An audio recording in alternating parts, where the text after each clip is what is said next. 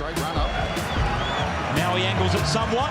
Barkadash! Where do I start? It's been up and down. I remember being a kid. I can see that happening. That's something, there's always something to do. Be unlaced. Unlaced podcast. It's actually not bad.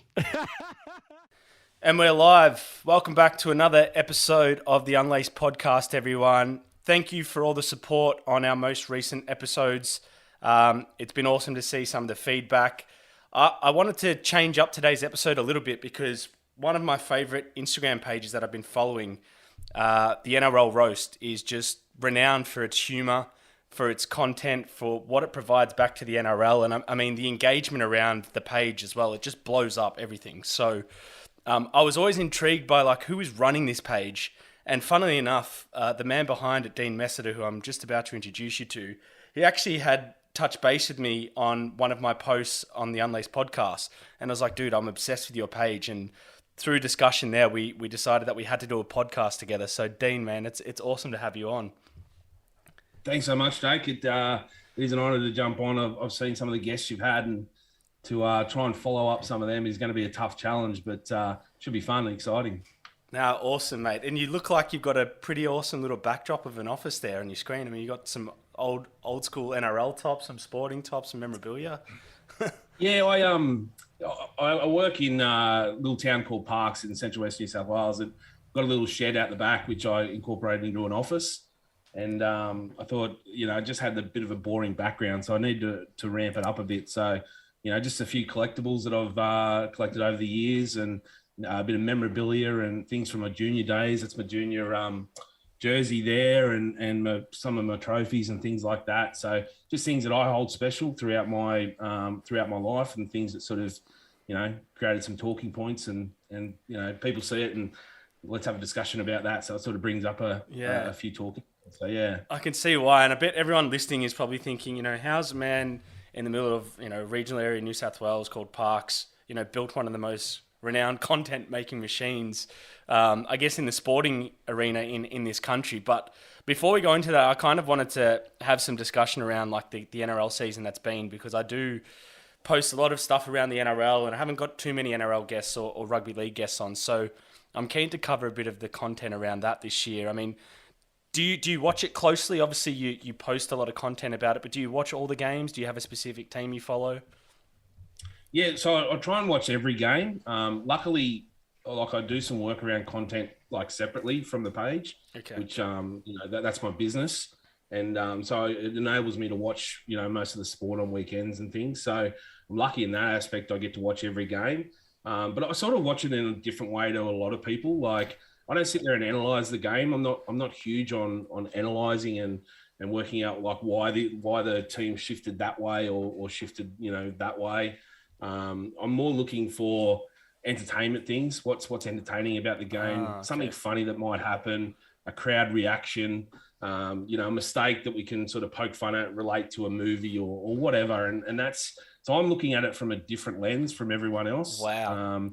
Sometimes I'll have to go back, and if someone will go, oh, did you see, there was a 7 tackle set or something, and I'll have to go back and watch it again because I totally missed that because I was looking at someone dropping a beer in the crowd. So wow. It's but yeah, I'm lucky. So I do try and watch every game. Obviously there's things on, like we might, have a wedding or a party or something to go to, and I might be just watching it on my phone and just post a score update. So I'm not watching it that closely, but last couple of years, we haven't been able to do much except sit in the house and watch footy. Yeah, so right. I've been, it's not lucky that I've been able to stay home, but, it's enabled me to sort of watch it a bit more closely over the last couple of years. That's crazy that I've never heard anyone talk about watching every game of sport and watching it from the perspective that you do, which is pretty phenomenal. But maybe it explains why your page has an edge, because you're so onto things and probably reacting to things so quickly in some regards. Yeah, it is more like reactive thing than, sort of don't plan too much. It's more like just wait for something to happen. And sometimes something mightn't happen and you go, well, okay, let's, it mightn't be that entertaining of a game. So let's point out, a player's special effort in, and have a look at their stats and things like that. So that's where, you can grab different things from different games. Not every game's going to be high intensity and exciting. And 3 o'clock on a Saturday, a lot of people are out doing things. They're not sitting in in a little shed out the back of their house watching the footy. So. No, fair enough. How did you kind of overview the season for yourself? Obviously, from a Victorian standpoint, we didn't get to see much of the games, but we're pretty happy with how Storm went despite the loss. I mean, were you sort of? Do you think that the standard, the quality was affected with COVID, or do you think it was a great season that we got to watch and was filled with entertainment? I think for what we went through, with all the challenges that we had as a society, I think the NRL did very well to put on the season. The full round, there was only one round I think was affected. We missed footy on a Saturday, and we had sort of backup games on a Sunday and Monday. Apart from that, it wasn't really affected. We had the rule chat, like the 6 again, and then the sin bins through Magic Round, which sort of ruined that. Their crackdown, as they called it, that was a challenge, but overall, the whole season, I enjoyed it. I thought it was entertaining. Again, I don't get too bogged down in, what rule changes they should change and do. Like, that's for someone bigger than me. But as for the entertaining side of things, I thought it was great. I thought it was, one of the best, considering what they went through. It was a great season. Yeah, I absolutely love rugby league. When I lived in Canberra at a young age, it kind of forced me to start watching more rugby league because there wasn't as much AFL on, which is what I was kind of used to watching. And luckily, obviously, when you're from Melbourne, Storm are always just kind of this elite club and culture, and you follow them, and you kind of follow them with pride because obviously we're kind of singled out with one team, but we always sort of overachieve in some regards with what we've done. So because of obviously my relationship and love with the Storm, I actually did watch Penrith quite close this year because I was so impressed with them last year against the Storm, and I just felt like, holy shit, these guys are so young. They're playing in a grand final. Obviously, Melbourne Storm had probably a bit more experience and a bit more class and edge and dominated that grand final in some regards. But I mean, the way Penrith bounced back this year was pretty amazing and shows a lot about their mentality, I think, as a young group, and the coach, Ivan Cleary. I mean, what did you kind of take from their performances this year?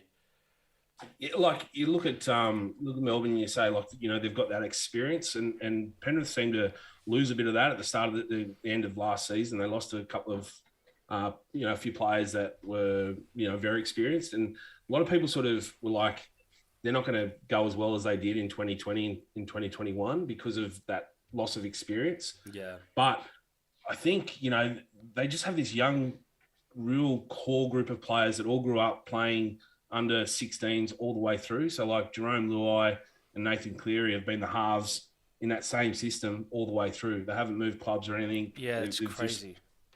And they just have the right elements around them and the right mix of, a lot of their young forwards have been around for they're still young, but they have been around for a while. So they've got that experience in big games like James Fisher-Harris with New Zealand and things like that. So, I think they just had that mix right.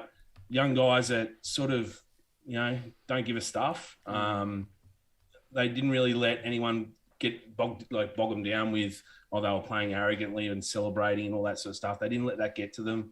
And they stood out more than I thought. Like I knew they'd be back in the top four and make a run for the finals. I didn't think they'd impress as much as they did and go on to win the comp. Yeah, I honestly thought Storm were going to win the prelim.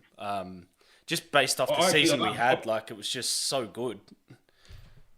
Yeah, like 19 straight. Yeah, one of the best individual regular seasons from a team in a long time. They break so many records, point scoring records and things like that. And and then to see that, preliminary final, it was like so low scoring. And just Melbourne played so un-Melbourne like. And not taking away from Penrith, they were brilliant and they deserved the win, and it showed. They went on to win the premiership. But the Melbourne, if they could have that game back and play it another 10 times, I guarantee you'd have a different result. Yeah, I reckon Craig Bellamy's still losing sleep. He literally said that why it was so hard to take was because it was the worst performance they've had all year in their, the biggest game, because they obviously didn't reach the grand final. But the combination between Luai and Cleary, obviously for Penrith, it was motoring last season, but we got to see a glimpse of it as well this year for New South Wales in Origin. And they prove that they can both do it on the sort of highest stage in this country. I mean, how integral was that halves combination like throughout the whole season? Do you think like? Yeah, look, Matt Burton. You're having a totally different discussion about him when he stepped in when Luai and Cleary were out. But if he wasn't there, then you'd see probably a different result. Like that combination was so perfect. Like I said, from them growing up, going through the grades, getting into that New South Wales squad and show how much they dominate in that as well. Yeah. The first combination since Laurie Daly and Ricky Stewart to win. It was that like 30 Origin. Years. I read that or something. Yeah, it's crazy. And you just go, well, that is how hard it is for a combination at club level to go on and play State of Origin, and then come back to club and continue it on, because that you go through that high of winning a State of Origin series, and you come back and you think life's just going to continue on, but then you've got to drag yourself through another 10 rounds of footy. And then a final series. So it takes it out of you mentally and physically. And they just show they're young.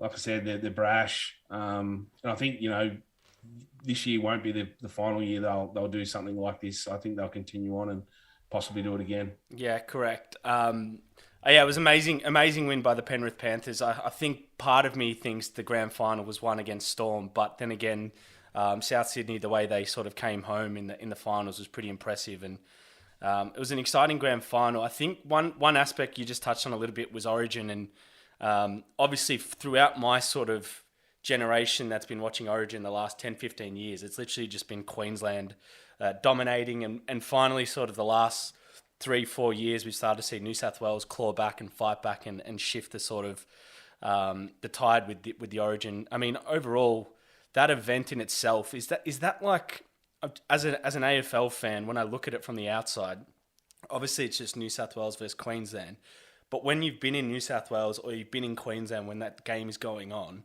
it is so big. It's so well watched, it's so supported, so scrutinised, and it's taken so seriously and literally by every person.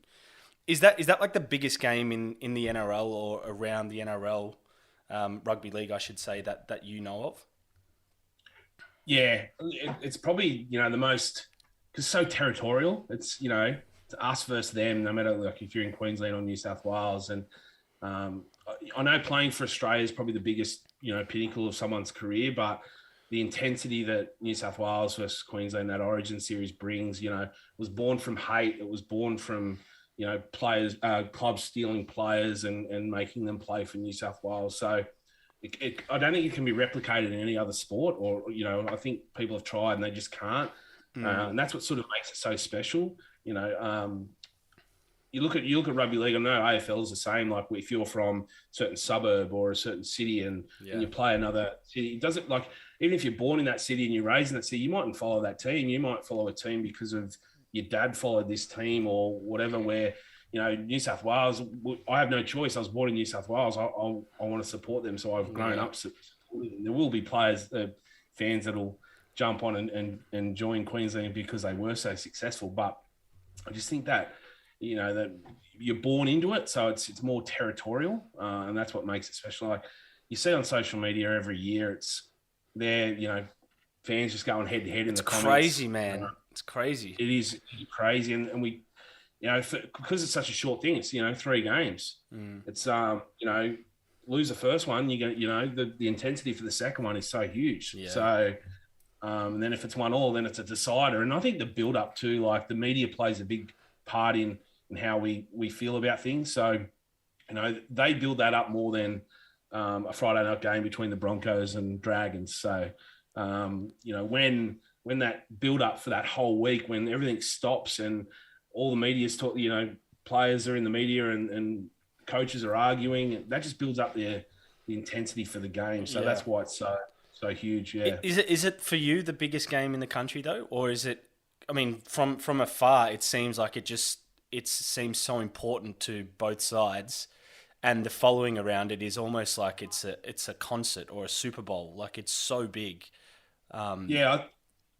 I think, like, even when you come around to like a final series, if your team's not in the finals, you may not care too much. Some people, like I do, I don't care who's playing. I'll watch, every game of the final series and the grand final. But some fans, if their team's not in the finals, they'll just switch off. Whereas Queensland, New South Wales, because your players from the team that you follow might be picked, so you want to support them. Yeah. So you'll jump on and be more invested into it, and you don't want to see them get hurt or things like that. So it's definitely the biggest game of the year, the biggest 3 games of the year, and you can tell by the ratings too. Like every time they bring that out, they're in the top 10. Yeah, it's crazy. Yeah, through the roof. So I think it's even a couple of years outdone the AFL Grand Final, which is arguably the biggest thing in the country. So yeah. It just shows how big it is and how many people are invested into it. Like even you guys down in Melbourne, we've taken games down there and they've sold out and rapid really as well. it. Like people jump on those tickets so quick here. Yeah, so I think like you look back, it was a game in the mid-90s. It might have been the first game at Melbourne, and there was like a huge all-in brawl, and it just gets replayed all the time. So as much as they want to talk down and ban punching and fighting in games, when they use it to promote the games, it just shows how intense it is. Yeah, and how much I love it. So, who just before we kind of jump into a bit more of your story and I guess the content creation pages that you're involved in, was it from an individual standpoint? I mean, who really caught your eye this year from player and performance? It might be because of what they did on the field or off the field, but anyone in particular? I think if your answer's not Tom Trbojevic, I was going to say that. just because of like the run that he had, he went, from day dot, from when he came back from an injury, almost every game he dominated. Like it was almost like I saw other page put up a who was your player of the week, excluding Tom Trbojevic. He was just that dominant that he would have got player of the week in any fan's eyes every single weekend he played. So it was like, okay, well, who's the second best player this weekend? So really, and it showed. He got the Dally M. He got the players player from the Rugby League Players Association. So they asked all the players who was the best player of the year, and he won that. So that's probably like the most prestigious one where the players recognise him as the best player, and he just was. He dominated all year. Unfortunately, like they didn't make the grand final. They didn't go on to win a premiership, but he was still probably the most outstanding player. Yeah, he's sort of popped. Yeah, he's so tall too and so agile. It's like almost like he's just a different kind of animal, almost like a LeBron James type bigger, where they're so tall and powerful yet they're agile like the little guys. Or he was actually in the Swans Academy. Oh, was he? He played. I can't think of the player's name. He plays for the Swans now, but he talked about how like he could have been the next big AFL player, and you can just see by the size of him, the body shape, and he's still only young. Like he's still probably going to get bigger. So, or like you just don't know what he's capable of when he gets to sort of next 3 or 4 years. So yeah, man, it's gonna be insane. Just going on to your story a bit more now, because for all the listeners and everyone tuning in, they're probably keen to understand a bit more about the NRL roast. If you haven't looked it up on Instagram, do yourself a favor, give it a follow. It is fucking hilarious. It is also quite insightful, and it's a different form of engagement with the NRL, which is why I'm a big advocate for this type of media in this space of sport. Over 160,000 followers. Dean, like, we need to know more about this. Like, where did the idea come from? How long has it been around for? And I guess what was sort of the driver for you to do it? So, my history. So I'll give I won't say my proper age, but I'm in my mid-30s. But it started like I've got a wife and 2 young girls, and when my eldest was born, I took some time off. I took 12 months off my job so my wife could go back to work, and I wanted to be a stay-at-home dad and spend some time with the kids. So I did that with my first child. And while I was, as much as you spend time with them, there are some downtime. And, I was like, I want to get some creative. Like I worked in finance, and that's quite boring. And literally, like, I would never go back to it now. But I wanted to, mix some stuff. And I've always been involved with video creation and Not so much social media to start off with, but it was just more videos and YouTube and things like that. And I started making things and throwing them out there, and a few pages sort of picked them up and were like, "Oh, do you mind if we post on our page?" I'm like, "Yeah, no worries." And one of the very first things I did was a Karate Kid meme. I was talking about it the other day. It was a Karate Kid meme with Josh Reynolds. He tripped someone, so I just did a face swap because I was always inspired by the Bleacher Report and the things that they do, the creative ways that they were doing it. And no one was really doing it around the NRL, so I was like, I'm going to jump in that area. And I did a Josh Reynolds meme where he was tripping someone and did the Karate Kid and posted up on a page, and got picked up by the Footy Show by Bo Ryan. Wow. And I was like, wow, okay, if they're seeing it and put on the Footy Show, I was like, maybe I've got a bit of a knack for it. So that's where the page started. So I started in February 2017, so going on 5 years. Wow, it's not even that long, really, when you think about it. No. I can't believe how quickly it's gone. Because what are you at now for from a following perspective? So on Facebook, I think we've got 150,000. Wow. On Instagram, just under 170, I think. Yeah. And then on Twitter, around 7,000. So wow, that's crazy, man. Good mix across like a lot of the platforms, different videos and different ideas work. Like some of the stuff I post on Instagram does nothing on Facebook, and then there's stuff on Facebook that just flies that goes nowhere on Instagram. So I used to, when I first started, curate content purely for Facebook, and then I'll just put it over on Instagram, not really care about it too much. Yeah. And it wasn't until a little bit of a boom about 2018, I was like, no, I'm sort of getting away from Facebook. They were culling some of the features that I was using constantly, and Instagram was more interactive. There was more players are on Instagram than Facebook. Yeah. So, jumped over there and started just curating content for Instagram, and then just throwing it over to Facebook and sort of forgetting about it. And it's, a lot of the players get involved, which helps. So like if you post something up, a fan might come in and go, "Oh, that's shit." But then if a player comes in and goes, "Ha, that's cool," it's almost like, validates it. Yeah, validate. They're giving you a big green tick, and it's just like, then the fans will go, "Oh, okay, it is," because they're influenced by it. Yeah. They'll say, "Oh, maybe it is cool," and they'll change their mind. So, but yeah, so 5 years I've been doing it, and it's as far as I know, it's going fairly well. A lot of people are seeing it, getting in a lot of people's feeds and things, and just trying to keep it fresh. And that's the most challenging part, is trying to work out what content, what to do next. Because when I first started, there wasn't that many pages, or if any, doing what I was doing, and now there's a bunch of pages. So you've got to sort of change it up and get fresh and try different ideas, and so you're not sort of stale and seem like you're copying anyone. Yeah, I just find for me, I don't think there's enough of it in this country, and probably NRL is probably the only sport where literally, your average Joe or ex-player or whatever, fan, for example, cover the sport. Like in other codes, for example, in a great example is the English Premier League in the UK. Like the amount of fans that have YouTube channels or social media channels that have huge followings just to hear their opinion on their club or the Premier League is like enormous. And when I think of like sport in this country, particularly AFL, there's very few. Soccer, there's none. Basketball, I don't even know if there's any. NRL, obviously, from Bloke in a Bar, there's kind of like a more sort of a bit more of a mainstream platform, but it's still coming from a guy that's not really affiliated with the actual sport itself, even though he's an ex-player. And then things like the NRL roast, I feel like you guys are starting to create a bit of or pave a way in Australia, where I think other codes are going to start to latch onto that, because I think the fan or the listener or whoever it may be, they actually do like that content. It's not just all Fox Sports and the perfect media. I think more engagement's coming with those type of platforms, don't you think? Yeah, I think it's like, because if they know the person behind it, not just the brand, and they sort of trust it a bit more.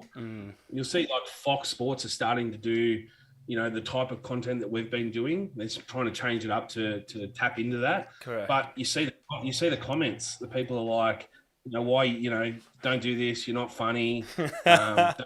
And I've seen comments which is like, great. Like I'm amazed by it when they do it, and they like don't try and be like the NRL roast or bloke at a bar and things like that. And I'm like, holy shit! Like, sort of brings you like lifts you up. Like, you know, that's awesome. Amazing that people think like this. But so when you see them changing their, you know, this is a multi-million-dollar company that's changing the way that they produce media based on other pages is, you know, like I said, amazing. So, and you spoke about like the English Super League, the English Premier League. You know, I don't watch that much soccer. I'm not a huge soccer fan, but I'll almost tap into that Arsenal TV.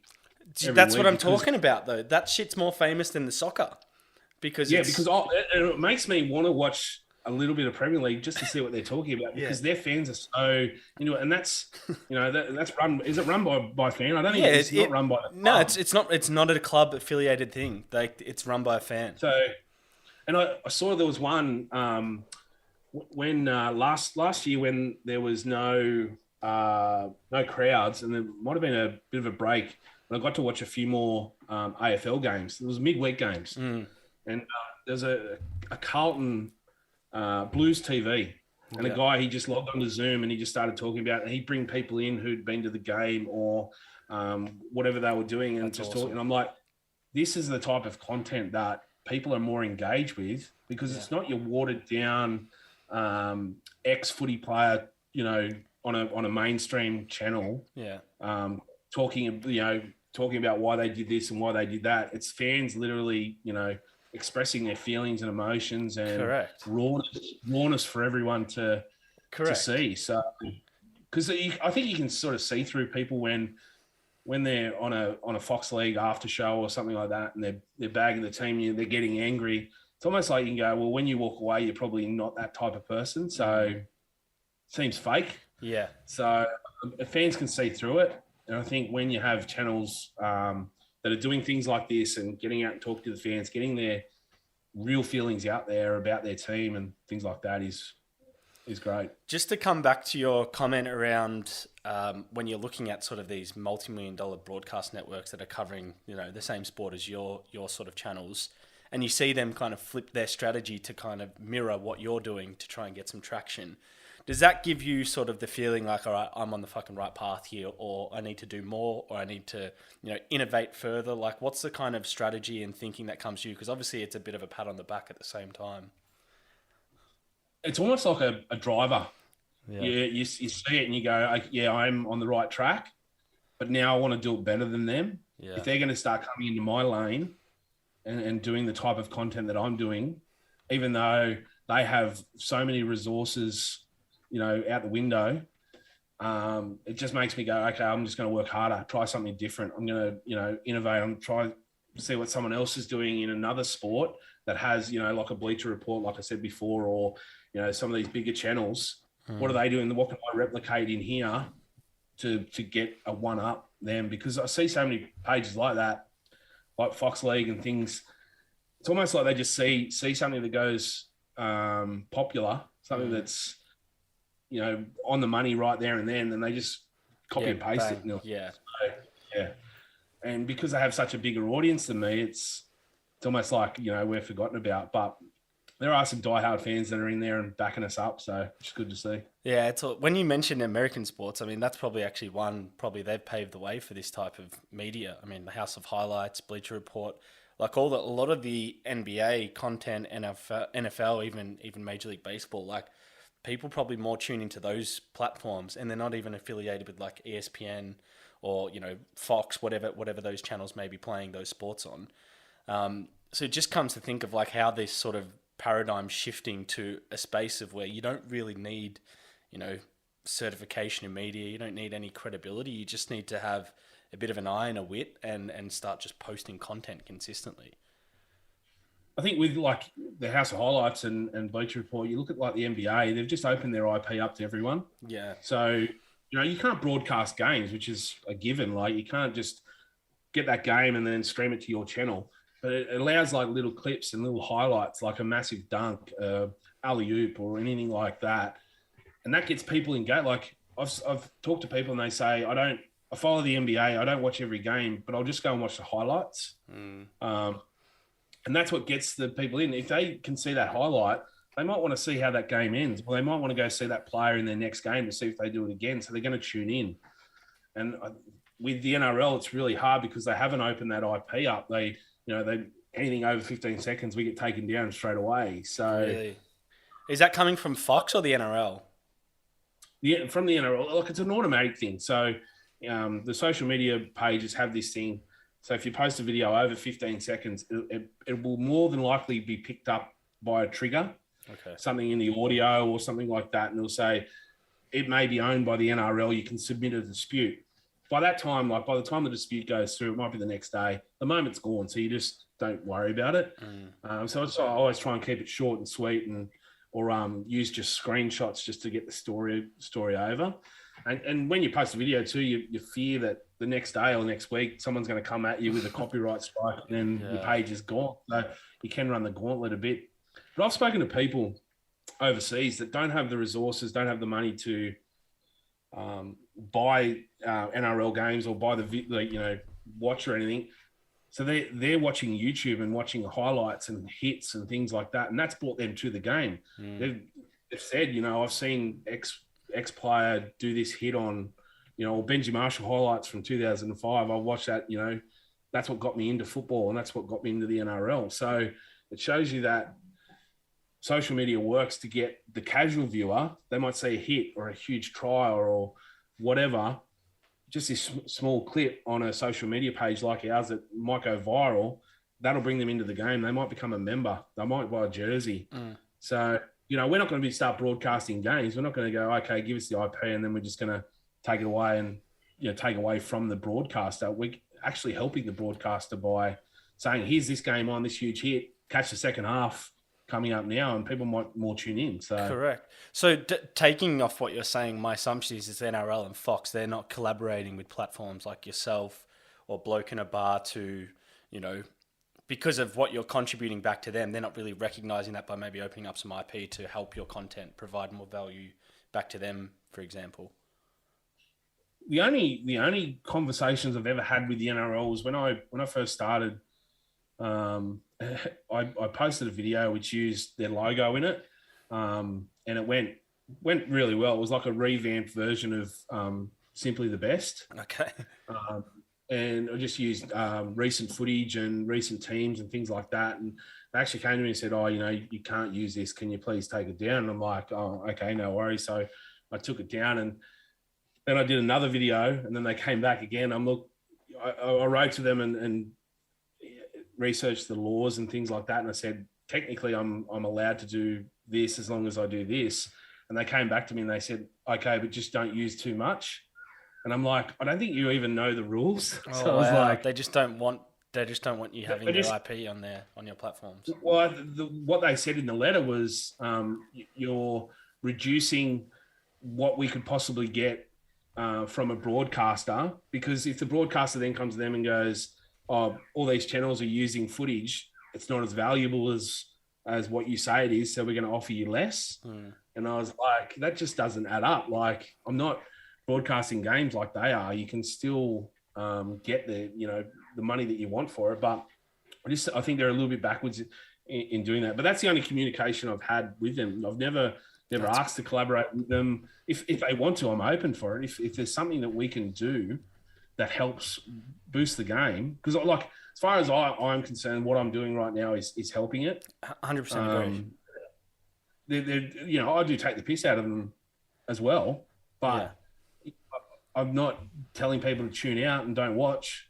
I'm they're going to tune in. Here's something funny that happened. Come and watch. The next game. Like, if anything, I believe I am helping. So if they want to collaborate and do something, I'm more than open to it. But it's just I've never approached them until like I have a really solid idea or something. I might, but I'm going pretty well without them. If they want to do something and which helps each other, I'm open to it. Surely they're looking at things like the engagement on social media. They're taking examples of overseas where these like platforms are actually enhancing growth in the game or interest or fascination. I mean, like you talk about, you don't watch soccer, but you'll tune into Arsenal Fan TV because they literally just cry every week after they lose or they create this storm, and it's fucking hilarious. it amazes me that we're still kind of, and maybe Australia's a little bit behind, and I hope we get there, but it does amaze me given the nature of your page and what it's doing, and even like Bloke in the Bar. I mean, it's almost like its own broadcast station in a sense of the NRL. Like the fact that there's no sort of IP open or relationship that can help form and grow the game is probably like it's a bit alarming to me, because it's a no-brainer in some regards. And recently it's probably only going to get worse as well, because recently they've announced that the digital arm of the NRL, they're shutting down some shows on that. Jesus. Because the broadcaster believe they're in direct competition with them, which is, I think, is ludicrous, because the shows that they have are just based around the teams and, talking about like what this team's doing this week and what are the lineups for this week. Then the Channel 9 and Fox aren't really doing that sort of stuff separately, or if they're doing it at different times. So it's never in direct competition with them. I think it almost opens a door for someone like us, and Bloke in a Bar will do it, is doing more of that content around the game as much as they can within IP. Yeah. And a lot more people will go to them for that, or go to us, for that information, compared to going with Correct. Fox and Channel 9. So, From your perspective, I guess, do you have a clear vision of where you want to take the NRL roast? Is there like an end goal of what you're hopeful of, or is it day by day? What's your sort of headspace around that? I started just off a whim, just a place to sort of throw things out and express myself a little bit. But I've never really sat down and worked it out, like what the plans are. All I really want to do, and like my tagline says, it's by a fan for the fan. So if I can bring more fans in that want to do more content around, then I'll happily help them and push them, because I think that's where, like we've spoken about, that's where the can't think of the word, but that's where it lies, is the passion from the fan. Correct. It's to DNA. bring it up. Yeah. And a lot of people might think, I'll get into it and I can get paid. I've done it for 5 years. I haven't earned that much from it. Like, earn a little bit from a bit of merchandise here and there, or a bit of revenue from a web page and things like that. But it's not something I'm going to retire on. It's not something I can regularly get money from. Right. But if you bring more people in and more people want to do it, then maybe we can create something to, more people are going to come here, and more people are going to see it, and we will bring in more revenue. But I think a lot of people might think, I'll just jump in now and I'll get paid straight away. It's not. You've got to work hard, sacrifice to get that. So it's hard trying to find that balance of someone that is willing to do work for free. I hate asking people to do stuff for free too. It's hard, man.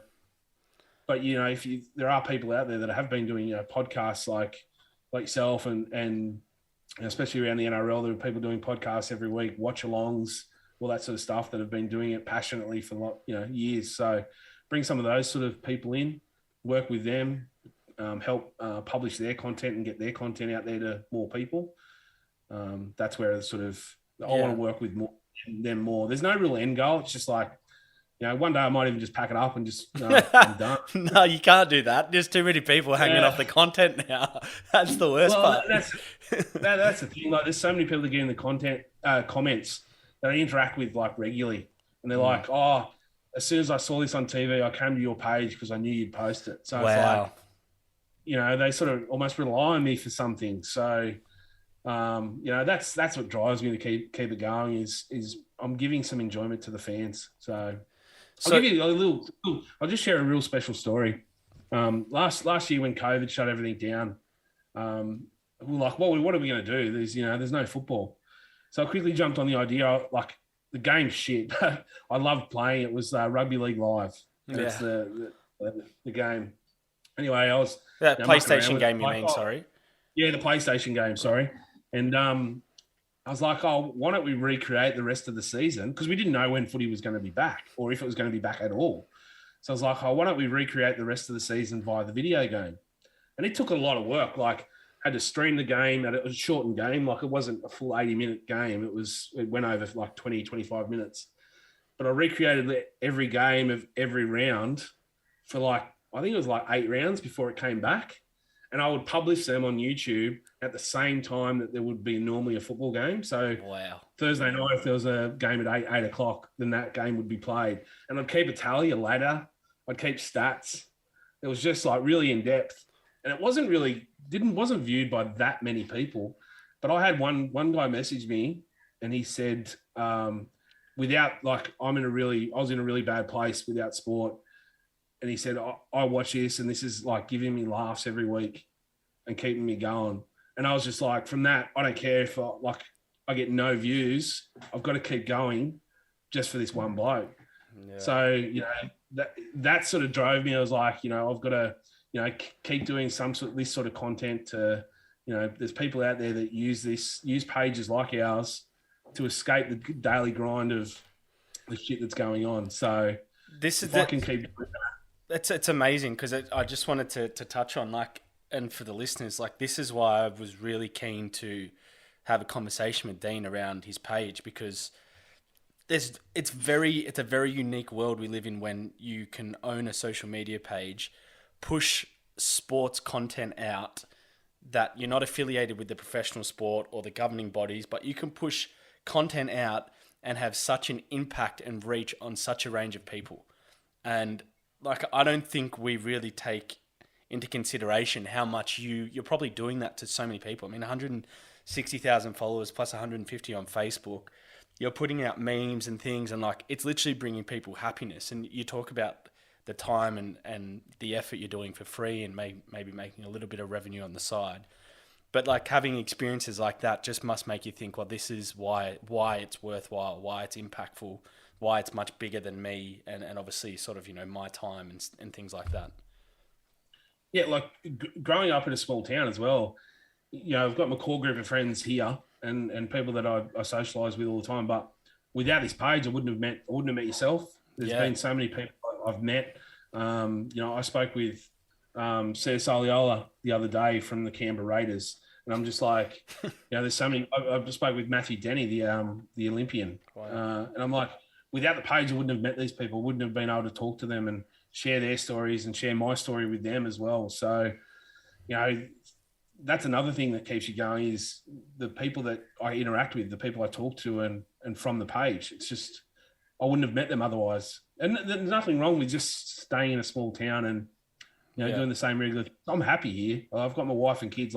If my social media page is shut down and I only had my wife and kids, I'm still going to be happy. Yeah. But it's just this extra thing that I can now use, a very powerful tool that I can use to speak to so many people and maybe change someone's life. I don't know, literally, yeah.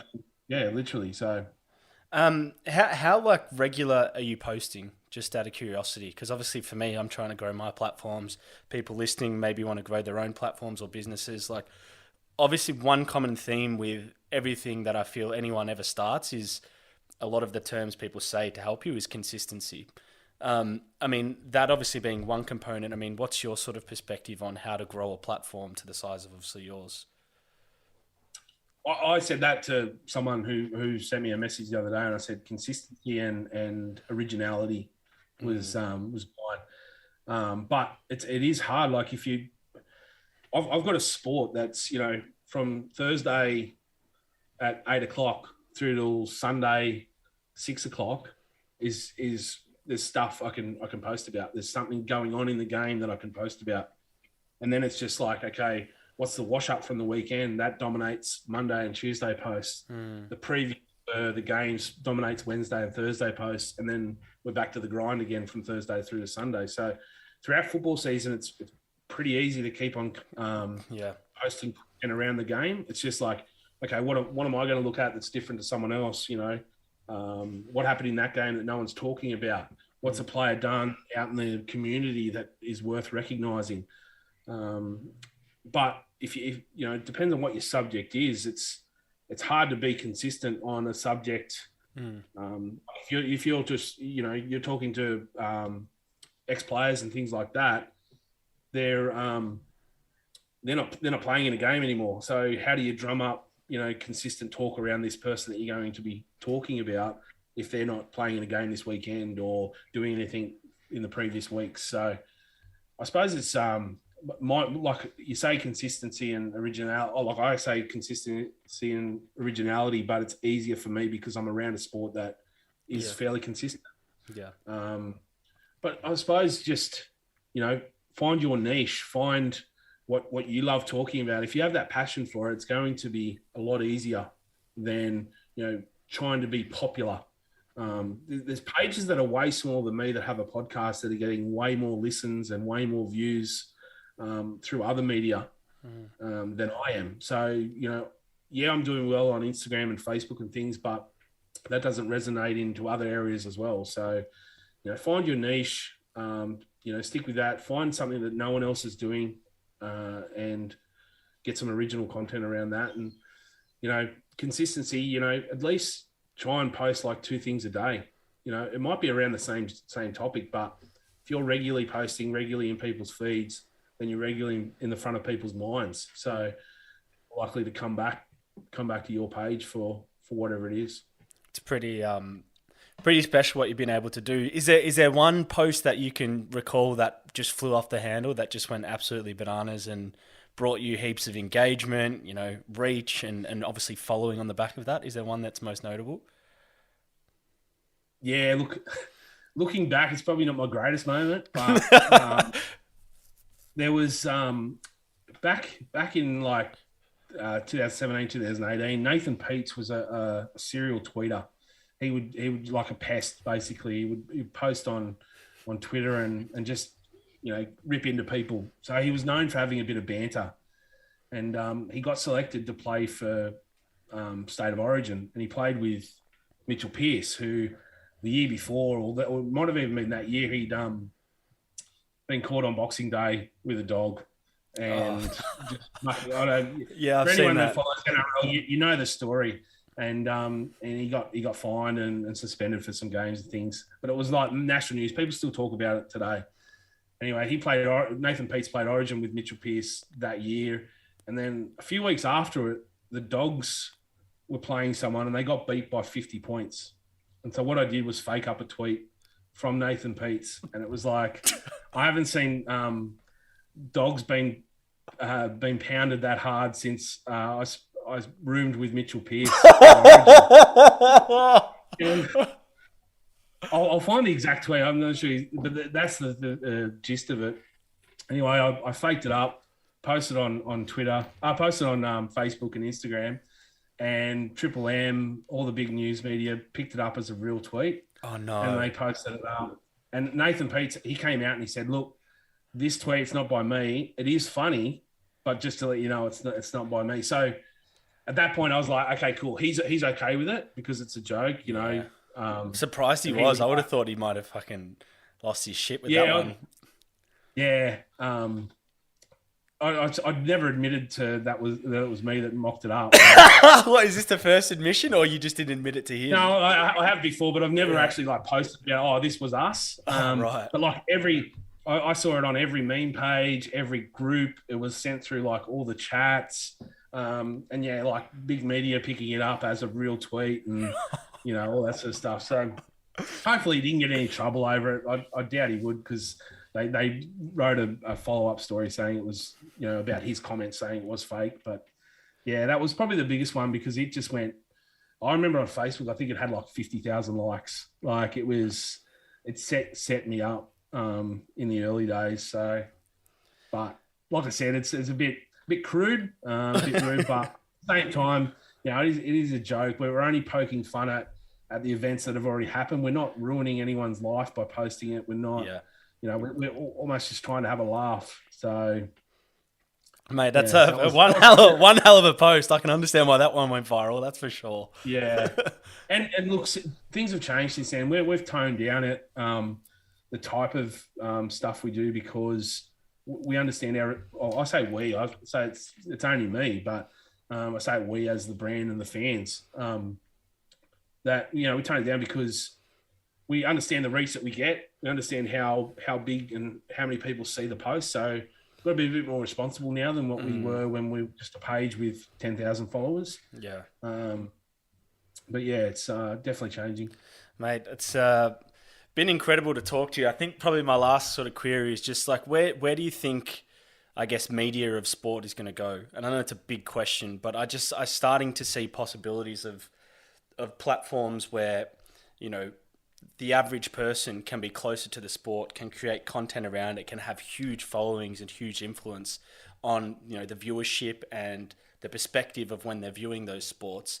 Do you have a vision of where you'd like it to go, or maybe where in Australia from a short to mid-term could get to potentially in this space? There's always going to be mainstream media is never going away. Like it's always going to be there and sort of own the game in a way. But there's nothing stopping anyone from picking up a microphone, jumping on YouTube or a podcast or a social media site and just start talking about the game. There's nothing stopping you from doing what these big ones are doing. You look at like Bloke in a Bar, like there's YKTR Sports is another one. Player driven or ex-player driven media is becoming huge. It'll be the next big thing. You see players in our game like Sean Johnson, Chad Townsend, who are doing vlogging around the game, giving you a behind the scenes thing, you know, what their day entails with training. So that's another element that these mainstream guys aren't doing. I love when athletes do that, by the way. I think that's so cool. Yeah. And from that, you know, it gives us a story to use as well. So that they'll blog about it. We'll watch it, find out what the story was, a funny clip from it. We'll post it on our social media, so it gives us content, and it's pushing there. So, you know, they're getting it out there. We're getting their story out there. It's almost like you look at Fox and Channel 9 and they're like, oh, we should be doing that, and that's what they're doing. They're jumping over and trying to replicate what we're doing. But I think, first of all, it's going to be that ex-player driven media like Bloke in a Bar, YKTR Sports. They're going to be the big guns. Yeah. They're going to be the players doing their own stuff, getting their own stories out there. I saw Ronaldo Mulatalo put up a tweet. It was about a story about him representing Kiwis for, you know, if they picked a squad this year, he could represent them. Yeah. And he goes, I'm going to get on the front foot and say this story's, you know, bullshit, blah, blah, blah. Wow. Post it out there. So player-driven media is there. And then for us, for me, it's the fan-driven media. We're going to be the fans telling our stories, what we think. Yeah. Because, you know, ultimately the fans are the biggest asset the game has. Without the fans, there's no game. There's no media. There's no nothing. So you take away the fans, you take away all that. We're going to have our spot. It's just hopefully I can help drive that. You know, I don't want to take over any fans or anything like that. I want to utilize these fans, get their stories out there, and get the great things they're doing around the game, bring them together and get it out there. So, yeah, there's going to be, you know, player-driven media, ex-player-driven media, and fan media, and I think they're going to be the big ones to take on the big guns. Mate, Dean Messiter, the host, the founder, the NRL Roast, one of the coolest content pages out there, everyone. I have to admit, you definitely have to give it a follow. Those listening now, get on Instagram, get on Facebook. It's hilarious content. It's insightful. It gives you a different edge to the game of the NRL, which is why I've been so keen to get you on, Dean, man. So I appreciate you coming on, and I look forward to hopefully one day we can collab in the future on something cool. That'd be awesome. Hopefully we meet in person one time. Like, so many people I know, right? Through social media and digitally, and then I'm like, you know, I've spoken to people for 5 years that I've never met. Wow, that's so crazy. I'm like, the amount of people I need to catch up with and see in real life is amazing. But definitely want to collab sometime, mate. Anything I can help with, let me know, and let's do something. Awesome, brother. Thanks for coming on. Appreciate it. Thanks for your time, Jake. Appreciate it, mate.